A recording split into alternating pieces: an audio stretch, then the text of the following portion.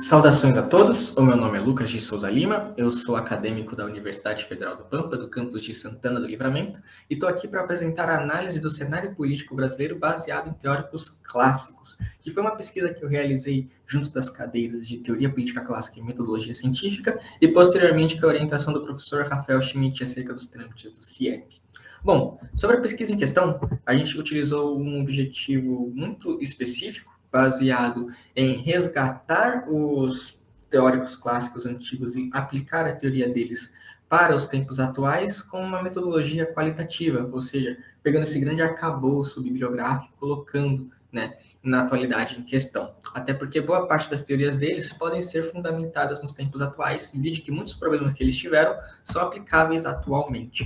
Quando nós passamos para ver os problemas do Brasil em questão, observamos que muitos dos brasileiros não se sentem representados pelos políticos e não confiam neles também. Se você andar na rua hoje e perguntar para um brasileiro o que ele acha de políticos, boa parte deles vão falar que eles são mentirosos, que eles não cumprem as promessas de campanha, que eles não são virtuosos, eles são corruptos, esse tipo de coisa. É uma espécie de imagem que já foi construída dentro do cérebro dos brasileiros acerca de como os políticos agem. E isso acontece justamente pelos exemplos que eles dão. Platão, no caso, ele acredita que para um filósofo, para um rei, ele ser propriamente dito um bom governante, ele necessita ser um rei filósofo. E ele menciona isso quando ele diz que, no caso, é necessário que ele tenha todo esse conhecimento para poder governar de forma justa. Quando a gente coloca isso para o cenário político brasileiro, observamos que boa parte dos políticos em questão não são filósofos, como Platão diz. Não tem o conhecimento necessário para estar lá. Na verdade, não existe nenhuma regulação desse conhecimento para que um político possa exercer o seu cargo de fato. Bom, a ideia de Platão ela é vista de forma diferente por muitas pessoas, pois para Karl Popper, por exemplo, ele acredita que Platão, dando essa ideia de rei filósofo, traria legitimidade para que regimes autoritários surgissem.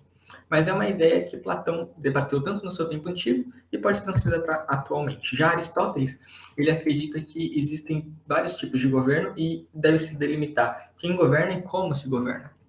Aristóteles diz que o bem comum ele deve ser visado por todos os tipos de governo. E, no caso, provavelmente enquadraria o Brasil como uma democracia, se os brasileiros não se sentissem representados pelos políticos. Como eles não se sentem, é óbvio que os políticos não fazem o bem comum da população, seja com saúde, educação, seja com a área relacionada à economia também, etc.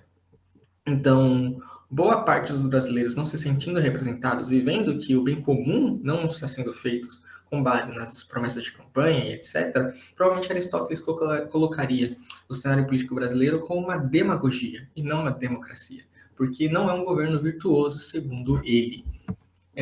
Outras ideias que podem ser aplicadas dos teóricos clássicos são as de Cícero, que dizia que para um bom governante ser de fato um bom governante era necessário que ele fosse um sábio e que ele tivesse a abnegação de boa parte das paixões da vida mundana para que pudesse governar de forma correta.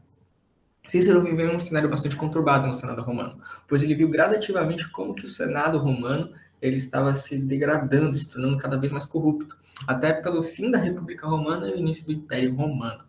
Então, além, claro, de todos os seus discursos e nas brigas que ele teve dentro do cenário contra Catilina, por exemplo, então acredito eu que para Cícero em questão, né, e os exemplos que ele dá, é obviamente que boa parte dos políticos em si se enquadrariam como demagogos, que é a demagogia que Aristóteles já explicou. E o que seria um demagogo? Seria aquela pessoa que utiliza do bem comum da população para fazer a sua boa vontade.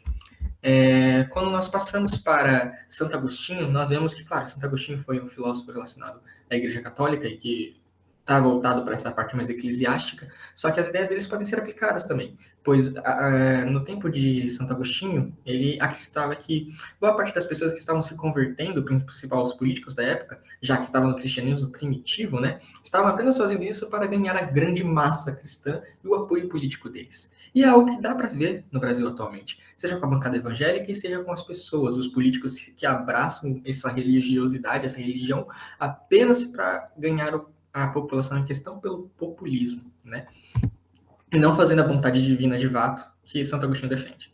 Então, todas essas coisas que os filósofos fazem antigamente podem ser aplicadas para o tempo atual. E, é claro, de forma resumida aqui, como eu falei, mas mesmo assim é algo que dá para ser aplicado e que dá para ser estudado em questão. Muito obrigado.